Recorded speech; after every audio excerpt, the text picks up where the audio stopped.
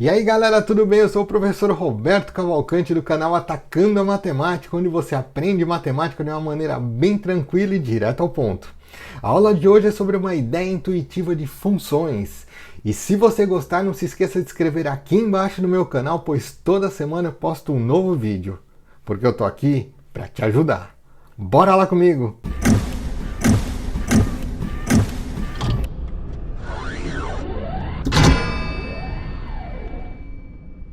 E aí galera, vamos lá então, olha só, para a gente entender um pouquinho essa ideia de funções, eu coloquei um exemplo aqui e vamos acompanhar o enunciado comigo. Vem comigo, olha só.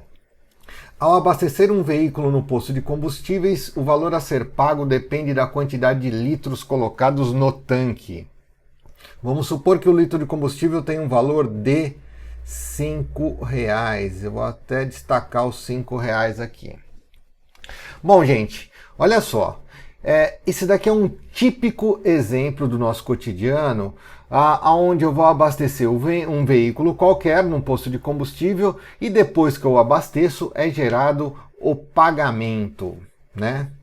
A gente começa a perceber que existe uma relação aqui, uma relação de total dependência, que o pagamento ele só é gerado depois que eu souber do respectivo ou da respectiva quantidade de litros que eu coloquei no tanque, né? Eu estou pensando nesse movimento de informações e eu quero organizar um pouco essa ideia e para isso a matemática, percebendo que existem muitos exemplos de ligação, de relações entre conjuntos de informações, ela pegou a teoria dos conjuntos para auxiliar a gente a identificar realmente o que acontece de fato nesse movimento de informações. Olha só, eu coloquei aqui dois conjuntos, né? E aqui eu tenho elementos de um primeiro conjunto que eu chamo de litros, e aqui eu tenho elementos de um segundo conjunto que eu chamo de pagamentos. E como eu já percebi que o pagamento depende da quantidade de litros, eu coloquei nessa disposição mesmo. Primeiro esse conjunto de litros, depois esse conjunto de pagamentos, o que me dá justamente a ideia de uma dependência de informações. Olha só, esse conjunto eu também consigo chamá-lo de conjunto de partida, esse conjunto de chegada, e sempre a minha chegada depende da minha partida. No caso aqui, sempre o meu pagamento vai depender da minha quantidade de litros. Por isso esse sentido aqui, ó, que eu coloquei para vocês verificarem que eu parto daqui e chego aqui. E é claro que pelo meu contexto, como a gasolina tem um valor de R$5 o litro, eu consigo gerar esses valores a partir dessas informações. Se eu coloquei 3 litros, esse 3 é multiplicado por 5 e me gera a informação de R$15, ok? Isso é muito simples, isso é muito tranquilo, mas olha só, vem comigo agora porque eu vou para notação matemática, né? É aquilo que geralmente a gente olha e já torce o olho assim e fala não entendi, mas é fácil, vem comigo. Eu coloquei essa notação aqui, ó, y igual a f de x, por quê? Porque eu chamei aqui, se vocês repararem, os elementos do meu conjunto de partida, eu chamei eles de x.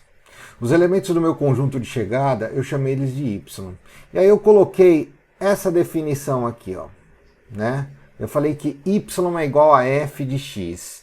Eu falei que as informações do meu conjunto de chegada dependem das informações do meu conjunto de partida. Eu coloquei que as informações do meu conjunto de chegada estão em função das informações do meu conjunto de partida. Eu coloquei que y é igual a f de x.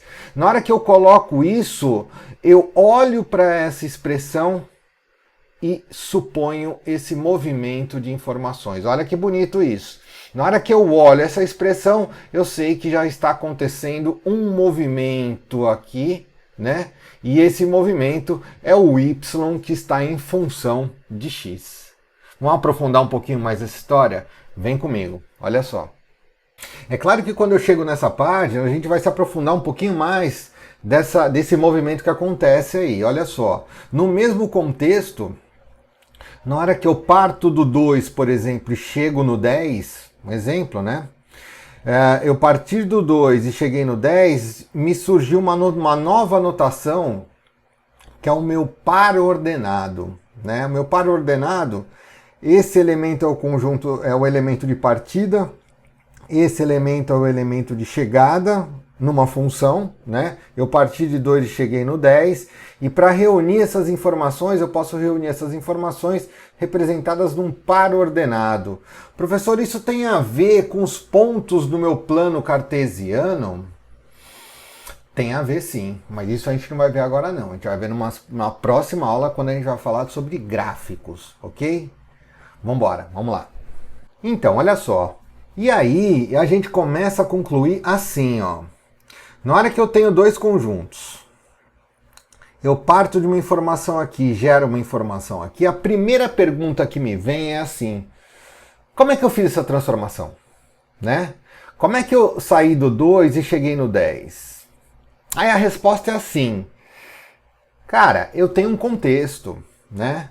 Eu coloquei 2 litros de gasolina e eu gerei a informação de pagamento de R$10. É porque o meu litro de gasolina custa R$5. Então, na hora que eu partir do 2, por exemplo, é porque eu peguei os R$5, olha só, peguei os R$5, multipliquei por 2 e gerou o pagamento, ok? Se eu pegar os R$5 e multiplicar por 3, é porque eu coloquei 3 litros de gasolina e vai me gerar o pagamento. Se eu pegar os R$5 e multiplicar por X litros, vai me gerar o pagamento que eu chamo de Y. E isso daqui, que é isso daqui, ó, que eu acabei de mostrar aqui para vocês, olha só. É justamente o que a gente chama de lei de formação da minha função. Lei de formação da minha função. Essa lei de formação da minha função, ela é bem bacana, por quê? Porque ela que faz a transformação do elemento do conjunto de partida, desse elemento aqui, ó, e transforma no elemento de conjunto de chegada. É uma lei algébrica, né? É uma lei de formação que a gente fala que ela faz essa transformação. Então, aí se completa a ideia de função, né? Eu tenho elementos do meu conjunto de partida, são esses daqui, eles se transformam através de uma lei e eu chego nos elementos do conjunto de chegada, tá? Esse movimento que existe se completa na ideia de função. Tudo bem, gente? Fácil, né? Agora veja bem. Olha só aqui, ó. Por que você colocou, professor, f de x é igual a 5x? Ora, se y é igual a f de x na própria definição de função, né? A gente já definiu aqui, ó. Y é igual a f de x. Os elementos do conjunto de chegada estão em função dos elementos de conjunto de partida, para explicar isso. Então eu posso, para representar o resultado de 5 vezes x, ou eu posso falar que 5 vezes x é igual a y, ou eu posso falar que 5 vezes x é igual a f de x. Essa notação aqui, ela é muito utilizada, esse f de x. Então guardem ela aí, tá bom? Vamos avançar. E aqui para fechar aquele nosso primeiro exemplo, eu coloquei todas as informações aqui, a definição completa de funções, por enquanto, né, a ideia de função. Então aqui eu tenho um abastecimento de carro, cada litro é R$5. Aqui eu coloquei para a gente entender melhor 2 diagramas. São 2 conjuntos, o conjunto de partida litros com elemento X, o conjunto de chegada pagamentos com elemento Y. E aqui cada quantidade de litros tem o seu respectivo pagamento. Essa daqui é a lei da minha função, né? F de x é igual a 5x, está aqui a minha lei da função. Então, é por essa transformação, eu pego esse elemento e transformo ele aqui através da lei e gera esse elemento, nesse movimento de informação que eu represento na forma de notação, através da seguinte ideia.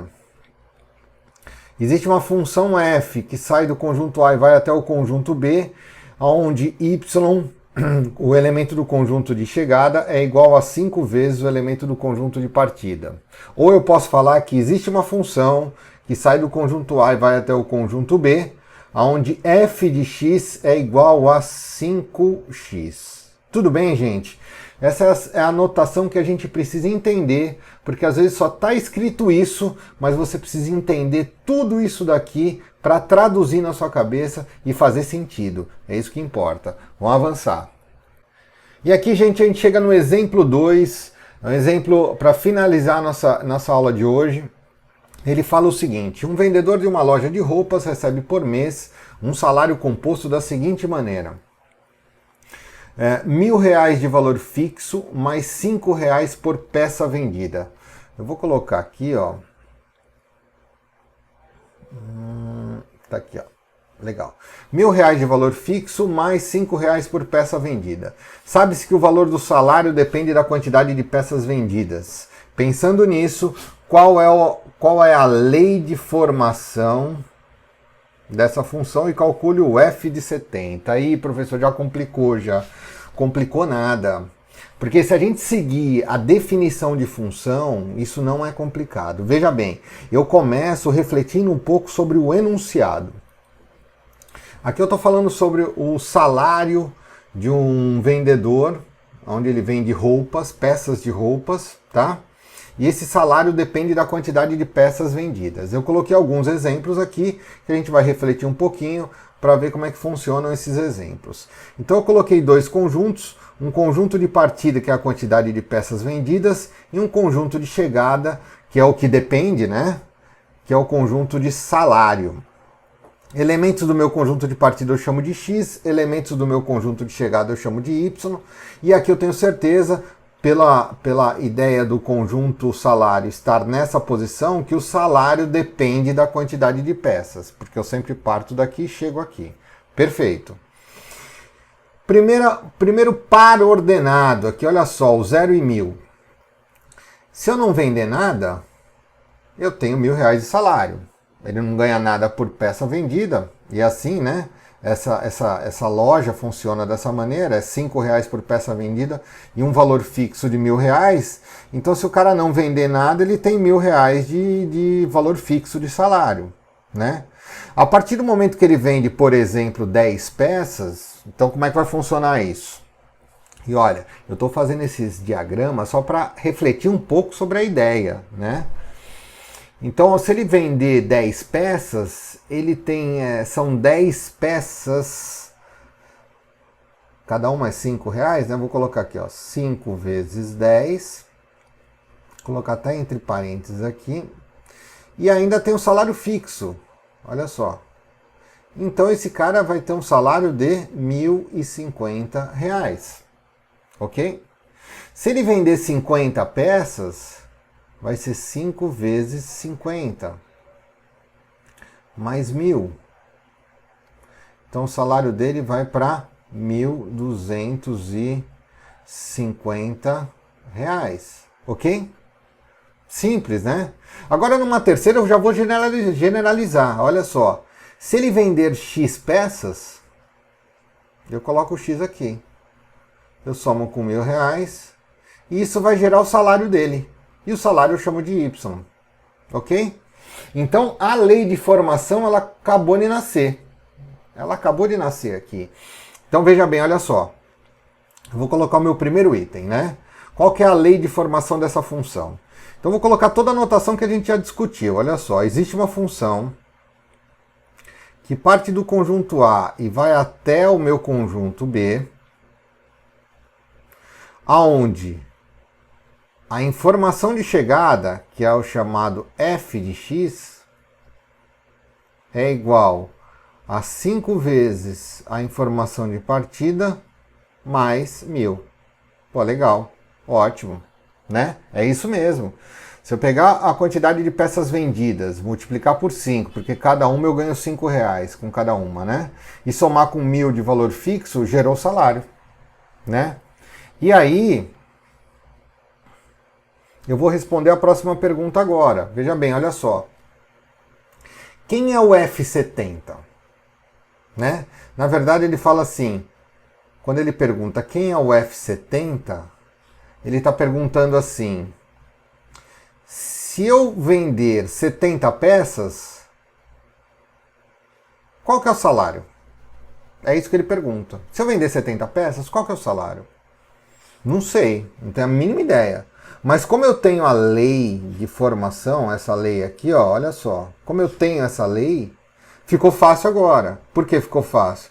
Porque se o f de x é igual a 5x mais 1000, o f de 70 é igual a 5 vezes 70 mais 1000.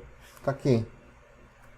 Então o f de 70 vai ser igual a 5 vezes 70 vai me dar 350, mais 1000, 1.350 reais. Então essa daqui é a última, é o resultado do F70, que é 1.350, e a função está definida aqui, que é o f de x, que é a lei de formação da minha função. Fácil, né? Tudo bem, gente, olha só. Essa aula foi muito importante, porque é muito importante a gente definir função, porque a partir desse momento, nas próximas aulas, eu vou definir os tipos de funções. Aí eu vou falar de função de primeiro grau, função exponencial, função logarítmica, os diversos tipos de funções. E a gente discute função o tempo todo no ensino médio e o tempo todo na graduação também. Ok? Então é muito importante você saber do conceito de função, porque agora a gente só vai variar as leis. E o gráfico, a gente vai falar sobre gráfico nas próximas aulas. Tudo bem, gente? Olha só, se você gostou, clique aqui embaixo e se inscreva no meu canal. Porque aqui a matemática é direto ao ponto e eu sempre estarei aqui para te ajudar. Tá bom, gente? Até a próxima aula e valeu!